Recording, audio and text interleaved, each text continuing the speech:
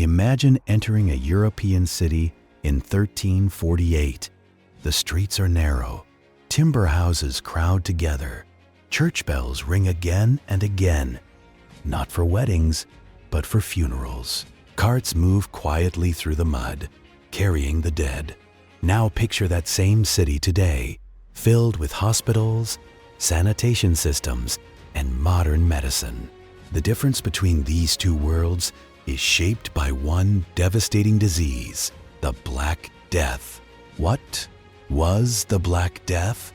The Black Death was a pandemic of plague that struck Europe between 1347 and 1352. It was caused by the bacterium Yersinia pestis, confirmed by modern scientific testing of medieval remains. Most historians agree it spread into Europe through trade routes linking the Mediterranean to Asia.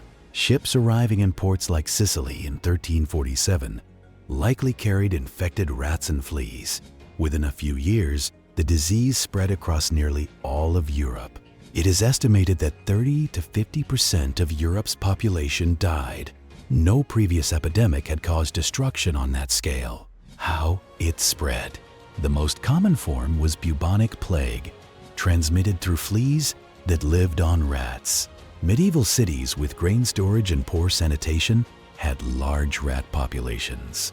When infected fleas bit humans, victims developed painful swellings called buboes, often in the groin or armpit. Some cases developed into pneumonic plague, infecting the lungs and spreading directly between people. This form was even more deadly. Without knowledge of bacteria or contagion, people did not understand what was happening. What people believed. Many believed disease came from bad air, known as miasma. Others believed it was punishment from God. Public prayers and religious processions became common. Some groups, like the flagellants, believed extreme acts of repentance would stop the plague. Fear also led to violence.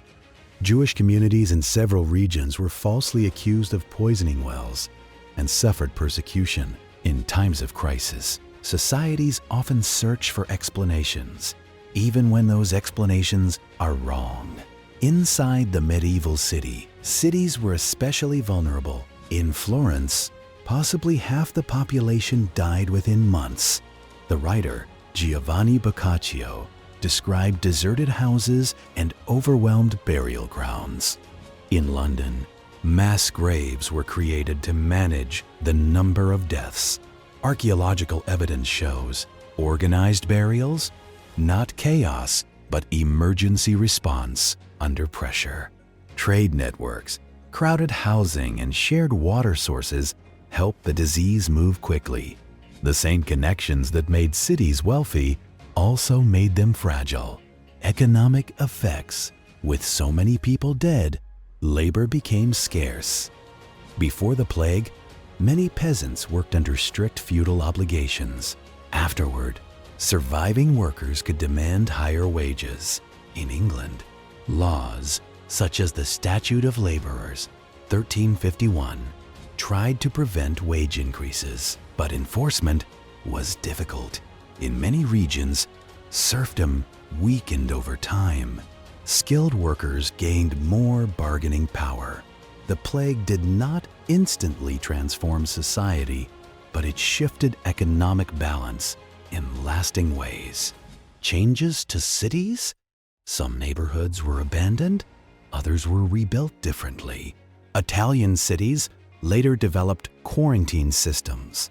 The word quarantine comes from the Italian term for 40 days, the isolation period for arriving ships during later outbreaks. Permanent health boards emerged in some places during the 15th century.